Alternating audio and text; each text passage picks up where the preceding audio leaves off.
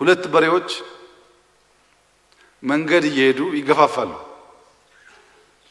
እና እዛ ካሉ ሰዎች በለው በግራ በቀኝ እያሉ በሬዎቹን አደባድበው በሬዎቹ ደክመው ይወድቃሉ።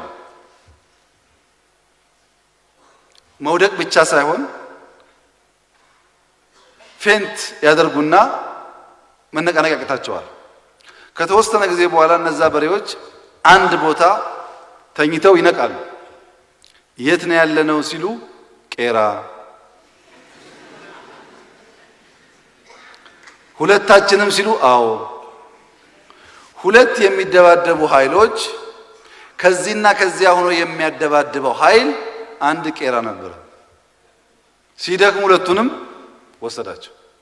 አሁን ኦሮሞ፣ አማራ፣ ጉራጌ፣ ስልጤ፣ ወላይታ ምናምን ብሎ የሚያባላህ ከደከመ በኋላ አንድ ቄራ ወስዶ ነው የሚያርድ። ሁለት ቄራ የለም።